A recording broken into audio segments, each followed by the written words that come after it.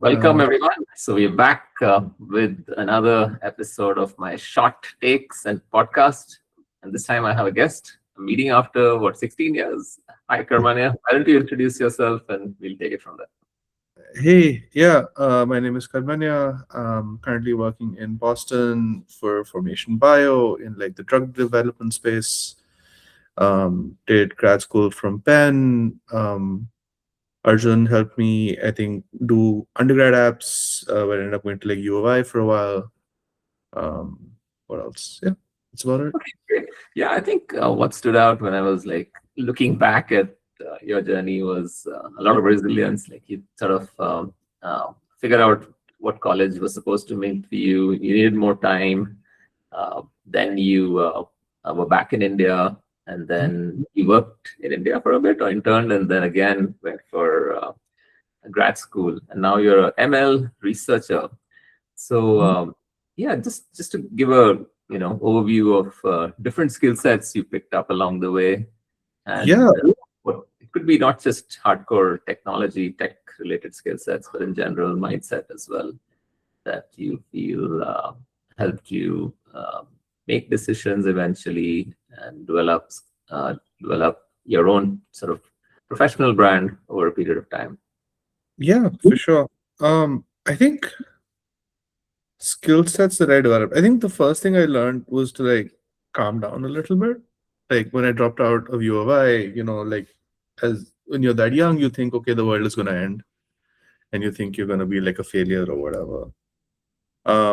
So I think a big part of it was just learning, okay, no, you'll figure shit out. Like stuff will work out. Um,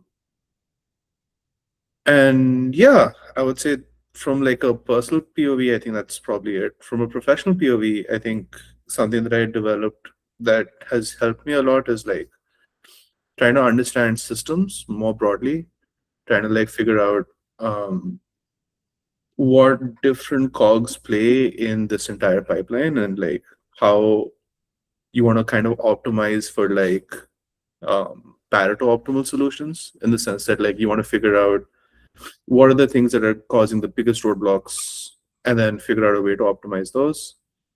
Sorry if you can hear my dog. Sorry No, about that's that. fine. We Yeah. can't hear him. Okay. Yeah, Perfect. no. Yeah. So I think that's kind of interesting, right? Like trying to figure out what the right way or the right thing to optimize for. I think that's really helpful. Especially now that we're moving into like, oh, we have like AI agents doing a lot of the coding for you. I think it becomes really important to like develop like a strong sense of taste and like figure out, oh, okay, this thing just generated a bunch of crap. Um, what are the most effective ways that I can like turn this crap into something useful? Um, so I think I would say those are going to be like the primary things, right? Like systems, understanding how things fit in together, understanding where your roadblocks are and what to fix, and then understanding a little bit about this is what's important and like how to like tweak it to like get something that isn't ideal into the better state. I think those are That's probably my things. yeah, I think that's a pretty insightful, crisp, and each one of this can be unpacked, I think, for our listeners. However, let's go a little more like brass track when it comes to, say, a high school student who's ambitious, looking for an internship, or even a college student in their first, second, third year looking for internships, Mhm. especially in the space of machine learning, AI. Most high school kids, some of them, like you were very eager in tech right from the get go. I've known you. Yeah. Let's say that's top 10% of the pile. But there are other enthusiasts who might not be committed as much. Uh, what kind of journey would you propose to them to be engaged in learning while they're in high school or in college to land internships or even do projects that they could impress internship supervisors? Yeah. Um, I'm going to give you a little bit of weird, maybe some slightly strange advice. I think all of the good internships I got from networking. I remember my very first job out of undergrad. So when I dropped out of U of I went to this tiny college in the middle of Haryana called BML University, which nobody has ever heard of. And when I was graduating, I went to a PyCon, which is like a conference for like Python users. I was really into like writing Python code. And I saw a talk by a person that was talking about like how data visualization is like really important. And I went up to him and after his talk and I said, hey, listen, like I think what you're doing is really cool. I want to work for you. And he's like, okay, send me your resume. And we chatted and whatever. It worked out. Um, and it's kind of gone from there. Like every internship I've gotten since then has been like me reaching out to somebody, very often like cold calling. Like I remember when I was graduating from Penn, the job market wasn't particularly great. Um, and so what I did is I went into a bunch of different like startup accelerators. So Pillar VC is like a really big startup accelerator that sits in Boston. Um, YC is like really famous. Everyone knows YC, that kind of thing. And what I ended up doing is just like looking at their portfolio companies, reaching out to their CEOs, and be like, "Hey, listen, I think what you're doing is really cool. I want to come work for you." And like I spent a good amount of time doing that. Like I would like research what the company is doing. I would figure out, oh, these are the kinds of problems they're likely to have, and then I would like do very targeted. Hey, are these the kinds of problems you guys are currently trying to solve? These are the kinds of problems I find really exciting. So let's maybe try and figure out a way to work together. So like I mean that helped a lot. Um, from a technical point of view, I think if you want to work in ML today, it's really useful to show proof of work of like fundamentals. The problem is that I think what is considered fundamental changes very quickly. Like when I was an undergrad, a fund like when I would have said fundamental ML would have been like maybe like, oh, you learn like regression models, like tree based like boosted classifiers, and you can like talk about them backwards, right? Like the math, stuff like that. Um Fast forward to when I was graduating grad school, I would have said like, okay, knowing how the transformer works is like table stakes. If you can't talk about like in-depth detail of how attention works and stuff like that, like you're gonna have a really tough time. Um, and today, that's a really tricky one. I think transformers would still be really relevant. Um, and I would probably want to see some proof of work of someone trying to like um, go a little bit beyond. So by that I mean in biology and in like a lot of the hard sciences, what people try to do with transformers is they find, oh, hey, you know what? The fundamental transformer doesn't work because it needs to like learn this like gigantic search space. And so we like narrow it down by adding like what we call inductive biases to the models. You say, can we chain the transformer to like reflect some property of physics or biology or chemistry or something like that? And I would want to see some kind of proof that they have enough understanding of the transformer that they can envision doing something like that, if that makes sense. Yeah. So just I to don't know give, if that's too yeah, much of a deep no, dive. that's great. I think that's very insightful and specific. So that's great. But just to give some context to our listeners, currently you're working in an AI native sort of work environment as a senior ML engineer, and this company is called Formation Bio in Cambridge. And also previously you worked in the cusp of tech, machine learning, and biology at Deep Sec AI. Okay, so and then there was Nabla Bio. So did you Hello. choose the path of life sciences and machine learning as dedicated intention, or it just became something that you picked up? So the question is, did you choose to go into life sciences and apply machine learning, or it just happened because that's the general opportunity wave that you were part of? I would say a little bit of the latter. So what happened is I did a lot of my grad school work in NLP, and I remember when I was in grad school, the uh, GPT-3 had just come out, right? So it seems like decades ago now. But when GPT-3 came out, we had spent 6 months trying to get uh, a large language model to like play games really well. And GPT-3 did better than our best model, Zero Shot. Um, which I was like, okay, I can see the writing on the wall. I don't know if there's like very extensive future here. So started looking around, and then I found, oh, you know what? Biology has these like really hard problems that don't look like they're going to be solved anytime soon. And my entire mom side is also like very involved in the medical field, so it kind of just like worked out, if that makes sense. Okay. Yeah, and your grad school was quite intentional then, like you 21 to 23, 2021, 2023, and that's when the whole AI use case became ubiquitous, right? Yeah, yeah, And universities were, in a way, getting a teaser, right? They were a step ahead before the launch of some of these hmm tools. yeah. So, When I was applying for grad schools as well, like I was very focused on NLP. So like I only applied to schools that had like very strong NLP programs, and I never really like branched out of that too much. So it was somewhat of a pivot to like yeah, move into biology. what you've covered so far is very interesting. Because you talked about skills at an entry level, at the same time, taken us very rapidly to hardcore skills that one would need. Um, But what do students often misunderstand about this path to become a machine learning scientist or senior engineer? Um, what do people misunderstand?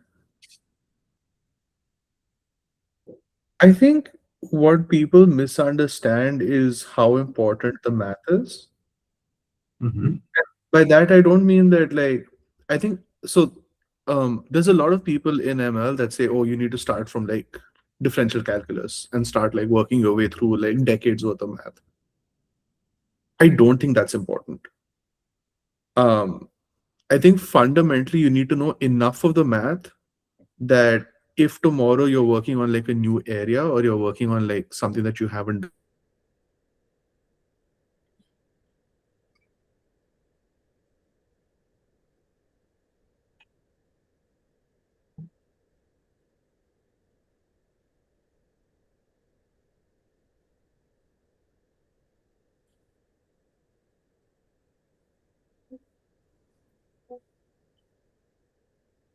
Something up with the Google Meet then.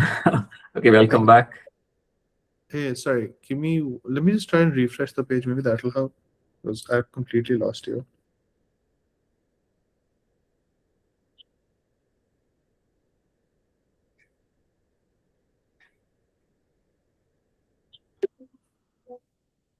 Okay, Hello. yeah. Yeah, this is way better for sure. Okay, great. Sorry. Where were we? You were talking about We were talking what do about people? like misunderstand, yeah, how do people Yeah. misunderstand career paths in machine learning, yeah, and also in life sciences and application of life sciences. Um.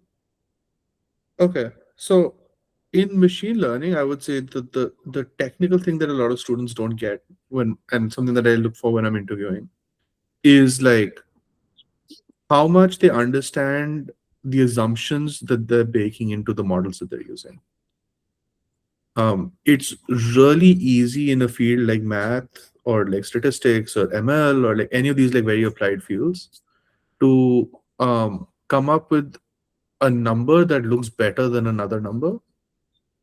But even though the numbers look better, they may not necessarily mean that you've done something that's necessarily better, if that makes sense. Like it's very easy to like fool yourself by like improving on a benchmark.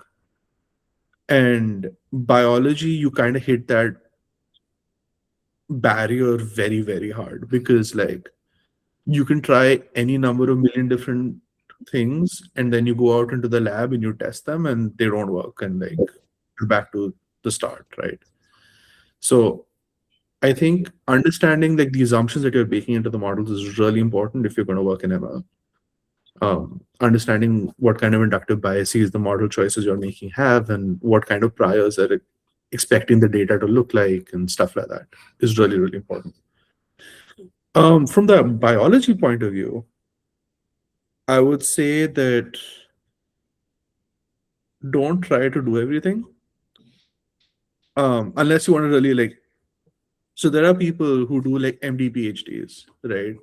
Who literally will spend like 10 years in school, and they'll get both their doctorate and they'll get their like PhD in like maybe ML or like neuroscience, some kind of related field. Unless you want to go down that road, don't try to like know everything. Become like very, very narrow and like understand enough of the companion field where you can like transfer over. So, for example, you say, okay, you know what? I need to like figure out how to target this one specific protein receptor. Well, okay, I understand how like this specific assay can work. So now can I change it just enough that like I can now very quickly collect training data and then iterate off that, if that makes sense. Yeah, just to also get a peek into different kind of projects. You don't have to name whatever, obviously, details, but you know, what kind of projects in life sciences typically in the companies which are you're familiar with work on, and what could a student in college get to know about the nitty-gritty of the project and the work that they could get if they were to intern in those organizations, and if provided, of course, they have some skill sets, can make a contribution.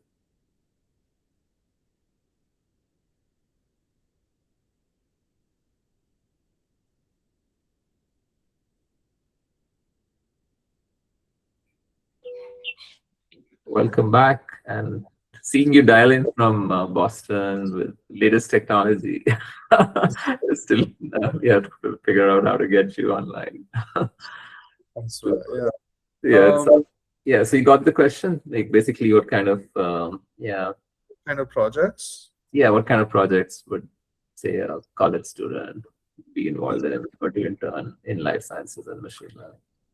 For sure. I mean, so my intern at the moment is trying to figure out scaling laws for like a specific kind of model that we do. So we have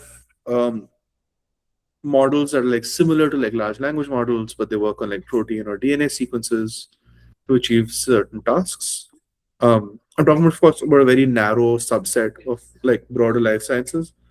I'm talking about like the stuff that I know well. But we have these like machine learning models that like operate on these protein and DNA sequences to like predict some properties of the resulting protein or DNA or organism. And so we've in the machine learning world, you have this idea of, okay, if I pump this much data into a model of this size, how much more can I interpolate my results? So if I 10x my data or I 10x my model, how much better will my results improve by? We call these scaling laws, right? So we're trying to figure out scaling laws for these kinds of models. That's what my current intern is doing. Other kinds of tasks, again, like I'm talking more about the computational side of things. I'm not that familiar with like the wet lab or biology side of things.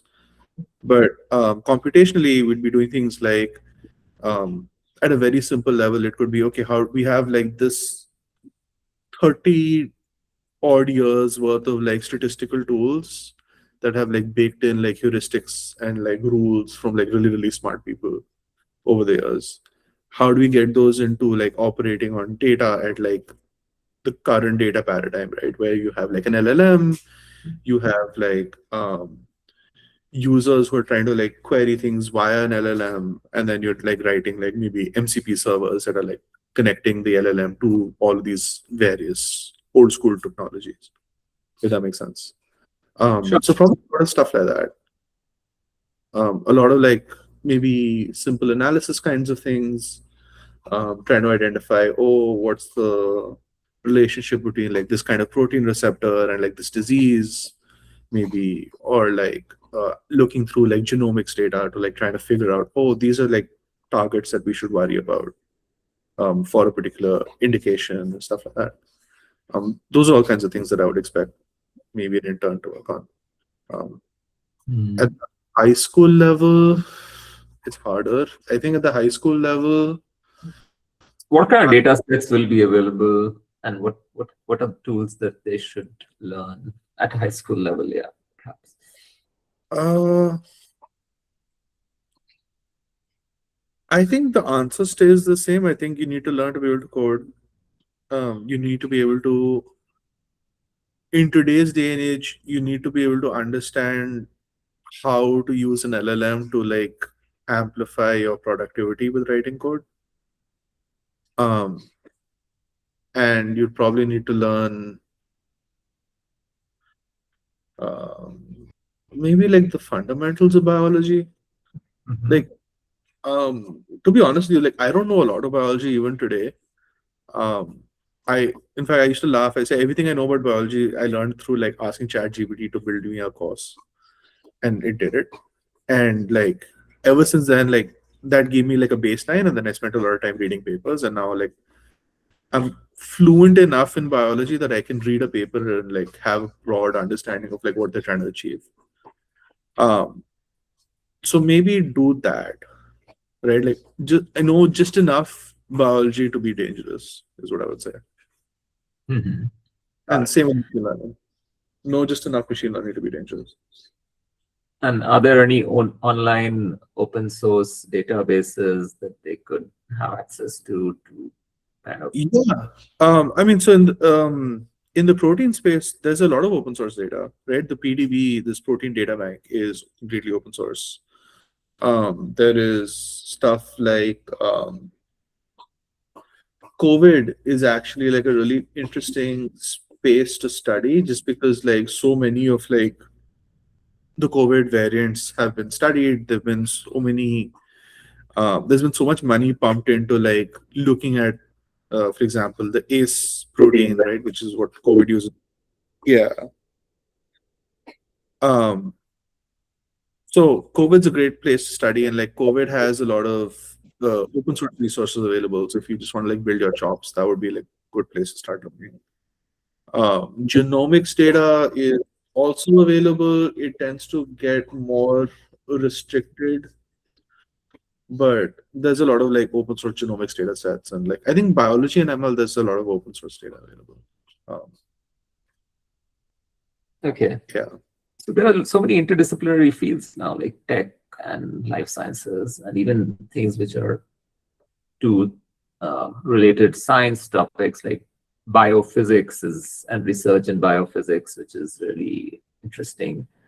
Um, what kind of, how would you describe such interdisciplinary work, and what's at the cutting edge of, say, a biophysics field or anything else that you know of?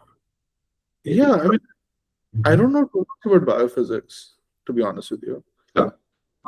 The cutting edge fields that I think right now that are really exciting, um, I think material science is a good one. I think Mhm. biology is a good one. I think physics as well. Like, there's a lot of like interesting work that's happening with like quantum physics and machine learning, where like they're trying to like do combinations of like traditional machine learning to like leverage stuff that like traditional ML is really good at, and couple it with things that like in the quantum world are really good at, right? Because the quantum world has like limitations. There's only so many bits you can like compute and stuff like that. Mhm. Um, so I think there's also like really interesting stuff happening in like those specific areas. But broadly, I would say a lot of the hard sciences.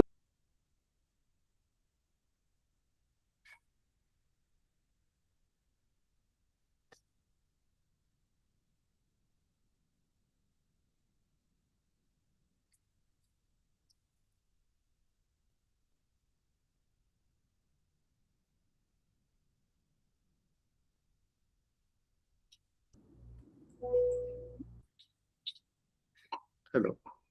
Yeah, you're talking about the cutting edge, no? And uh, Mhm. Yeah.